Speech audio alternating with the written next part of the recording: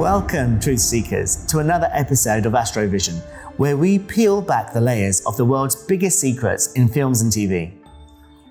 Today, we dive into one of the most visually stunning and thought-provoking films of our time, James Cameron's Avatar series. And now we know he is pretty much an insider.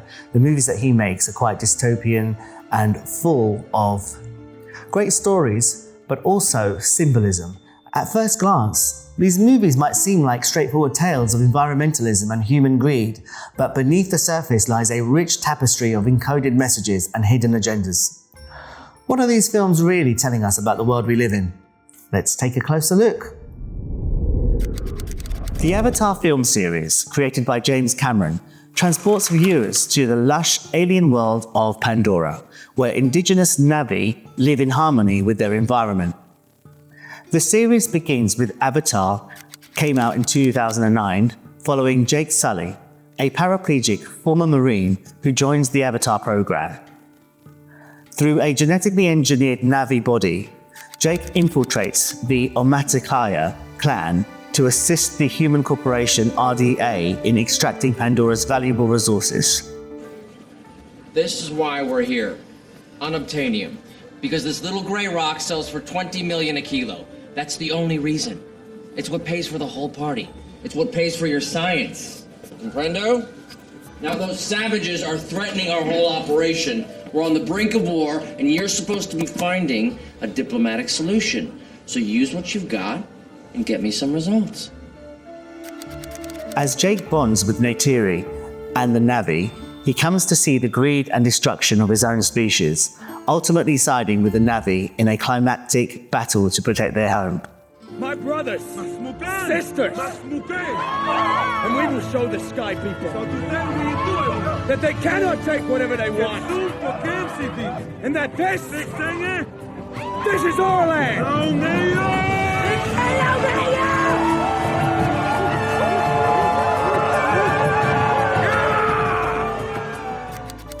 In Avatar: The Way of Water, 2022, the story expands to Pandora's oceans as Jake and Neytiri, now parents, seek refuge with the reef-dwelling Metkaina clan after being targeted by a resurrected Colonel Quaritch. Remember, kid, a Marine can't be defeated. Oh, you can kill us, but we'll just regroup in hell. Simplify. The film explores family, survival, and the interconnectedness of life, with stunning underwater visuals showcasing Pandora's marine ecosystems. The Na'vi's fight against human colonization intensifies, highlighting themes of environmental preservation and cultural resilience. The series is celebrated for its groundbreaking visual effects, immersive world building, and environmental and anti-colonial themes. With more sequels planned, the Avatar franchise promises to further explore Pandora's diverse landscapes, the evolving conflict between humans and the Na'vi, and the universal quest for harmony and balance.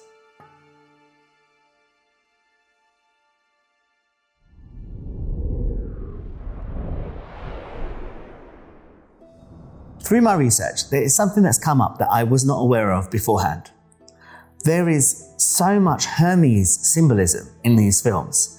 Now, Hermes was a messenger of the gods. He was also the trickster, but he guided souls to the once they passed away, he guided them to the underworld. So why these blockbuster films like Avatar or the Avengers films or the X-Men films? Wherever you look, there's really a prominent character slotted into the Hermes role. So Jake Sully, when we first see him, he's got a t-shirt with a Harley Davidson on it with the caduceus symbol there with wings. Now the caduceus is the symbol for Hermes. So, okay, you see, the first thing you see him wearing is that. You think, okay, fine. But you can write that off. But the next thing you see him wearing is another t-shirt with another caduceus on it. So you're like, okay, this is too much now. If they weren't trying to set forth that Hermes message, they wouldn't have him wear the same thing twice. Now, if the second time he's wearing it, it's quite faded, so you can't see it. You have to really focus your eyes to see it, but that is what he's wearing. The first thing he says when the film starts is, "I started having dreams of flying. Sooner or later, you always have to wake up." So these dreams of flying, Hermes is the messenger god, and he has the wings on his sandals. So he flies. He takes messages from the gods to the people. So it's an interesting image and visual image as well when you see the film beginning and it feels like he's flying over the trees. And then we see him later on in the films when he's flying on the bird/dragon creatures that they fly with when they make the bond with them. All of that speaks to him being a symbol of the god Hermes. Let's have a look at the names. Let's have a look at the symbolism of the names now. So Jake is a Hebrew name meaning supplanter, to put over the top. Another name for Jake is also Jack and John. Sully means to soil, to stain, or tarnish. It also means a woodland clearing or a south meadow. The Old English word Selig means one who is happy and blessed. And I suppose in the film he gets quite lucky because his twin brother dies and he takes over the role because his genetic DNA has already been connected to the Navi avatar, and so he can take it over because his DNA is identical. So I thought that the symbols of the name, the meanings of the names was quite significant also because he's literally supplanting.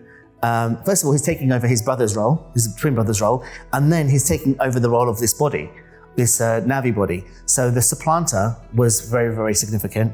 And being happy and blessed, I thought was also significant because he's lucky that he gets to do that. Because he's in a wheelchair, he can't use his legs. So doing this allows him to feel free and have his freedom back. Astrologically, the guy that they've cast, Sam Worthington, is a Chinese year of a dragon and he's a Leo. So the sun rules the dragon in the Chinese zodiac, the sun rules the Leo in the Western zodiac. So this is the sun child. It is one of the 4 charts that the Illuminati use to play the chosen one. As I said before, it's the snake, Aries, snake Leo, dragon Virgo, and dragon Leo. And he is a dragon Leo. So there's that connection also. Now also remember that Pandora is actually a moon. It's a habitable moon. And they call it an exomoon because it's not part of our solar system. It's part of a solar system outside of ours. So it's an exomoon that is habitable. Pandora makes you think of Pandora's box. Now, what was that? Pandora's box was a gift given to Pandora by Zeus. And by opening it, it unleashes all the evils of the world. Disease, violence, greed, death. But Zeus, being the clever god that he was, also put hope into the box as well. So if it was opened and unleashed, hope would also be there too. So Pandora was also the first woman on Earth. But because it's a moon, you think again of the feminine, like the feminine entity. And also then you look at Jake Sully and the fact that the actor that they've hired to play that role is his astrological chart is ruled by the sun in the Chinese and also ruled by the sun in the Western. So the double solar deity, right? So it's interesting that the person that he falls in love with, who's played by Zoe Saldana, who's a horse with Cancer. Cancer is ruled by the moon. So again, these casting choices, I would put forth. They're not by chance. They are not by chance, people.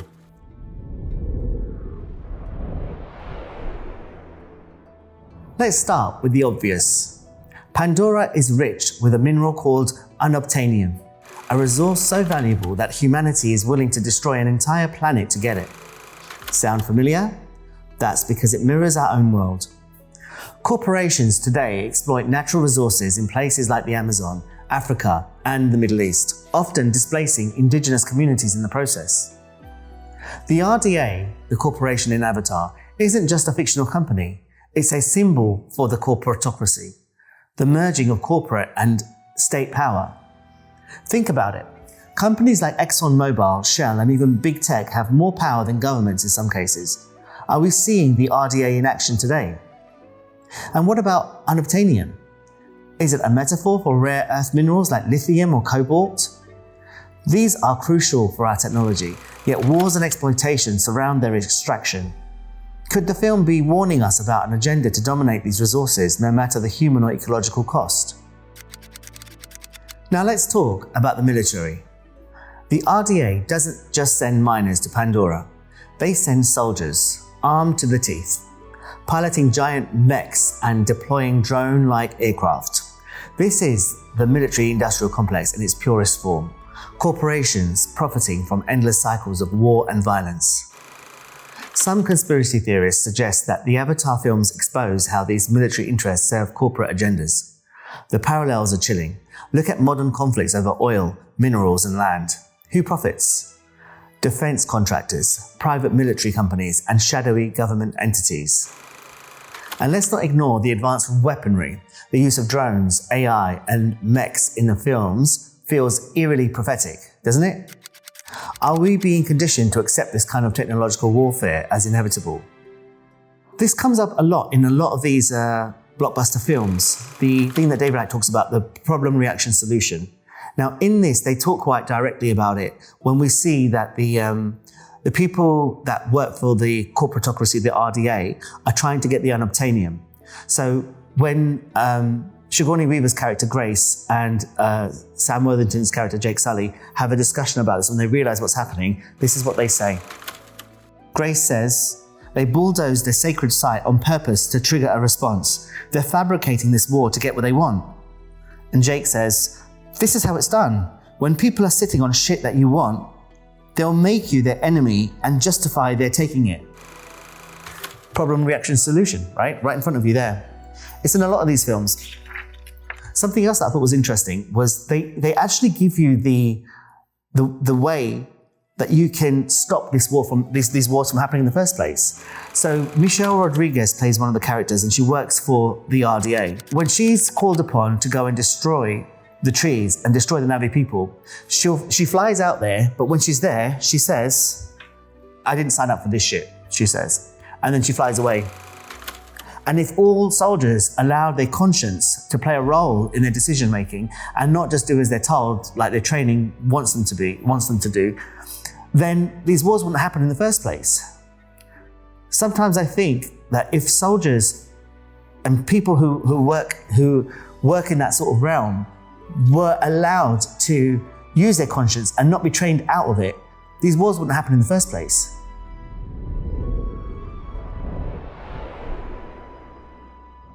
Eywa is the neural network that connects all life on Pandora, a kind of planetary consciousness. For many, this mirrors the Gaia theory, the idea that Earth itself is a living organism.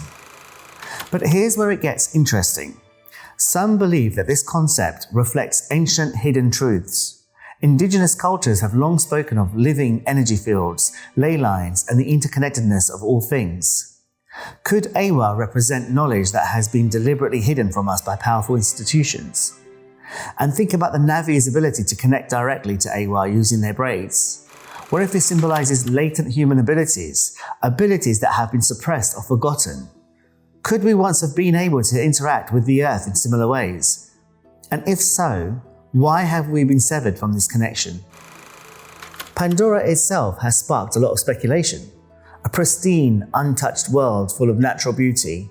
What does it remind you of? Some say it's an allegory for hidden realms or breakaway civilizations that exist beyond our reach. Conspiracy theorists have long suggested the existence of hidden lands, places on Earth or beyond kept secret by powerful governments or elites. Could Pandora represent one of these realms? And if so, is humanity's destruction of Pandora a warning about what would happen if such places were discovered? Pandora itself is more than a setting. It's a warning.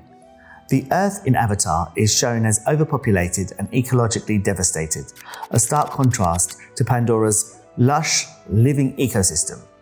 But is this just fiction or is it predictive programming? Predictive programming suggests that Hollywood films are designed to prepare us for future realities. Is Avatar subtly normalizing the idea of Earth's destruction while urging us to accept corporate control over planets or territories? And what about the Navi? Their spiritual connection to Eywa, the planetary consciousness. It's a clear allegory for Earth's own natural energy systems. Some conspiracy theorists believe that humanity once had a similar connection, but it's been suppressed by corporations, governments, and organized religions. Are we being denied the spiritual tools to save our planet?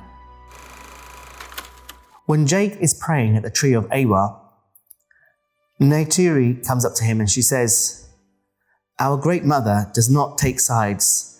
She only protects the balance of life." So that also I'm a bit suspicious and I'm a bit cynical and skeptical of so many things. Jake's just prayed to the Na'vi gods, saying that he wants to save the people, the Na'vi people. And then Neytiri, who is one of the Na'vi people, comes up to him and says, that's not really how it works. Our God protects the balance of life, protects the duality.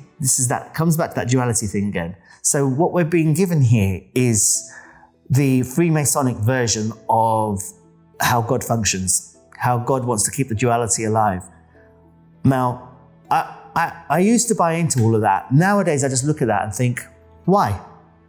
I get the why we can't have the light if we don't have the dark, but I do think there's something to this. I feel like this message is being shoved down our gobs, and there are other ways and there are other truths, but this is the one that they want us to focus on, and it's even integrated into the symbols and messages of this film.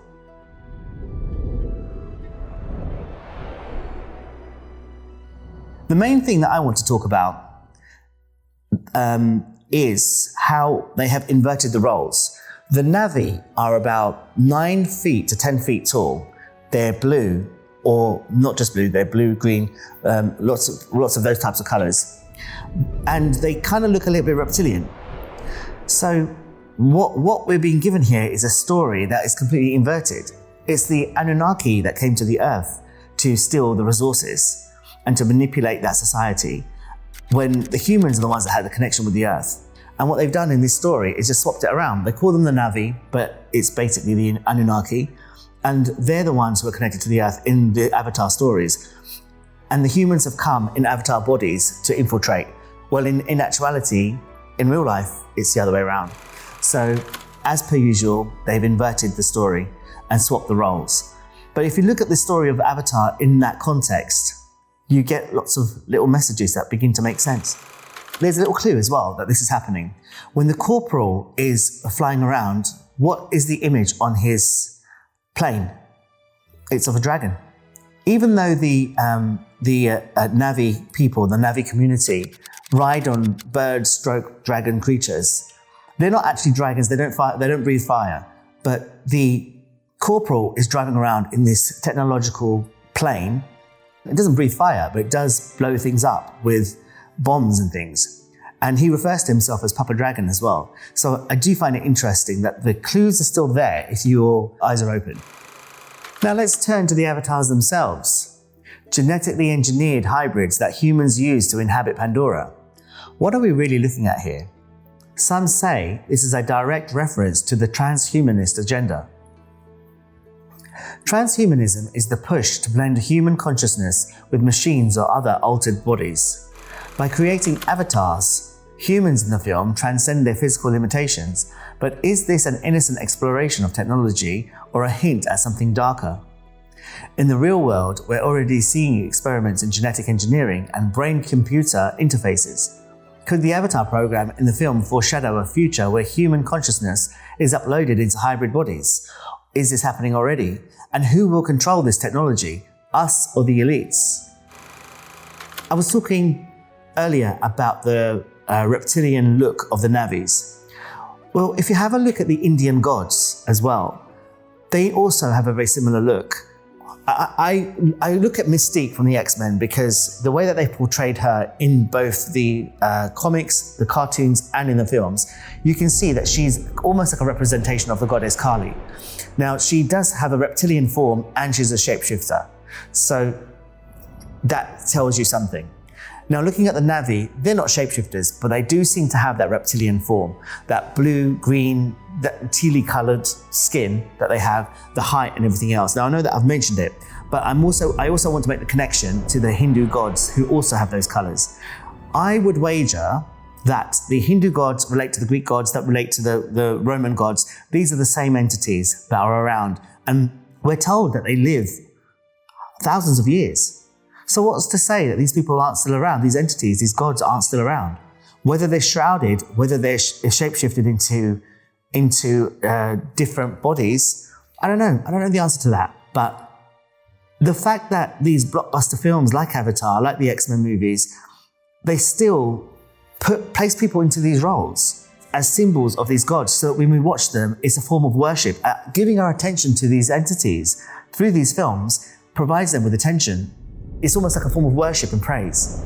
And that information was given to me in the TV show American Gods. Obviously, it's a book written by Neil Gaiman. But if you watch the TV series, they talk about how attention is worship. Attention is praise. So if you look at it this way, we're praising these entities, these Hindu gods, Greek gods, Roman gods, whatever they are, whichever avatar we are worshipping or we're giving our attention to, it's the way to pass that energy over to those entities. That's what I think. It's my idea. What do you think? Let me know. Finally, let's return to Unobtanium, the mineral at the heart of the story. Its name literally means unobtainable, but its properties suggest that it could revolutionize energy on Earth. So what's the message here? Some theorists believe unobtainium represents suppressed technologies like free energy devices or Nikola Tesla's inventions, which could solve all our energy crises. Why would such solutions be hidden? To keep us dependent on fossil fuels, controlled energy grids, and the corporations that profit from them. Is unobtainium a metaphor for the things humanity could achieve if not for greed and control of those in power? So, what does all this mean for us? Avatar isn't just a story about a distant world. It's a mirror reflecting the challenges we face right here on Earth. From corporate greed and environmental destruction to hidden spiritual truths and suppressed technologies, these films are packed with layers of meaning. Are they trying to wake us up, or are they part of the very system they criticize? One thing is clear. The truths encoded in Avatar are too important to ignore. So stay curious, stay vigilant, and remember, the first step to breaking free is understanding the forces that bind us. Until next time, truth seekers, keep questioning everything. I'm your humble host, Zachariah Adil, signing off. Bye-bye.